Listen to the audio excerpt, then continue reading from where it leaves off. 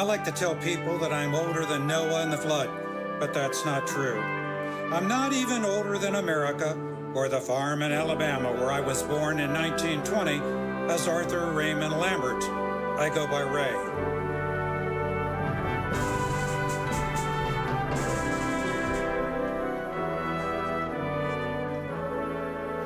My childhood was one of hard, dangerous work for the family logging business. Always beside me was my older brother, Bill. As 1939 drew to a close, there was only one large organization hiring kids like me, the U.S. Army. I enlisted. A few weeks later, Bill joined up too. With war on the horizon, I trained and led as a combat medic. Bill followed suit and became a medic in the same unit.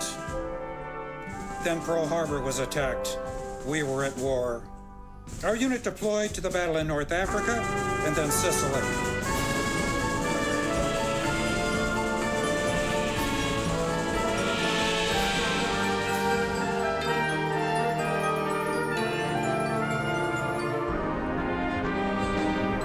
The Allies won these hard-fought battles decisively. But as medics, the wounds we worked on were overwhelming and devastating. I was hit by shrapnel more than once and sliced by a German sniper's bayonet, earning me 2 Purple Hearts. I was also pinned with 2 Silver Stars for valor in combat. My brother was wounded as well. We recovered in England and got some well-needed rest. War ages you up real fast. My young team of medics were both experienced and highly skilled now, ready for a mighty endeavor. It was to be D-Day, Normandy. The first shell passed without us knowing. Our senses were dulled by the rumbling tumult of the Higgins boat charging toward Omaha Beach. Bill was on a different boat. But before we embarked, we pledged to take care of each other's families, should we be killed. Enemy gunners on the bluff wailed away. Mortars exploded in the water all around. Diesel fumes and smoke filled your lungs. Retch filled your mouth. The boat lurched, the ramp went down, and I launched myself forward. As I hit the water, it was all a blur. Something tore through my elbow, making a clean tunnel where once had been muscle and flesh. Get to land! Get behind a rock! Grab that guy, he's alive! Send him there! He's drowning! This one is dead. So much pain. A shell hit near me, shrapnel pulverizing the skin and muscle on the back of my leg. I worked at turning it on it, tight, now back in the water. I drugged wounded to the beach. Keep going! Boats kept coming in for quite some time. Men died horribly. I saved as many as I could. I waded out yet again to check on a man who appeared wounded and unable to swim. A landing craft approached and dropped its ramp directly on us. We went straight to the bottom, pinned against the sand and rocks. I'm going to die. This is how I die, I thought. I struggled below the water to no avail. My back had been broken by the weight of the ramp. Then a miracle happened. The ramp lifted. Still holding onto the wounded GI, I shot to the surface and somehow drug him to safety. Then I passed out. Suffering from loss of blood, a broken back, a leg torn open, and a hole in my arm, I could have easily slipped from unconsciousness to death. My men, the medics around me, saved me. They checked my wounds and sheltered me from more calamity while I lay unconscious.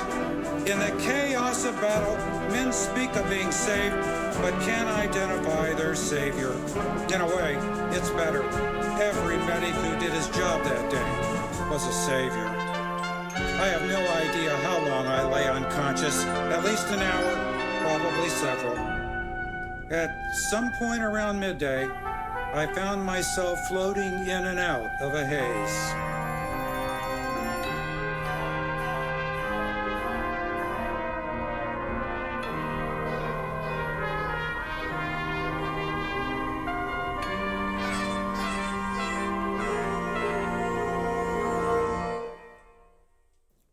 The sun shone on my face, burning through the clouds and smoke.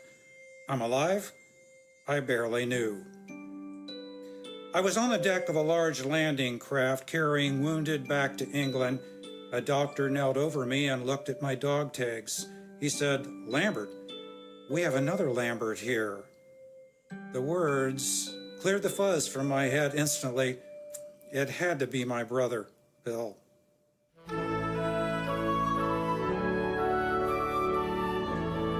Upon arrival at the docks in Weymouth, Bill's stretcher was set right next to mine. We even went to the hospital in the same ambulance.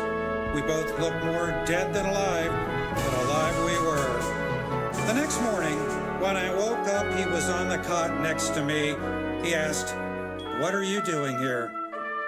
"Same thing you are," I told him. And he asked, "Oh God, now what's Mother going to think?" We both ended up okay. Bill lived to be 92. But a day hasn't gone by that I haven't prayed for the men we lost that day. I still wake up at night sometimes, thinking about the guys. Every man that walked into those machine guns and that artillery fire on Omaha Beach that day, every man was a hero.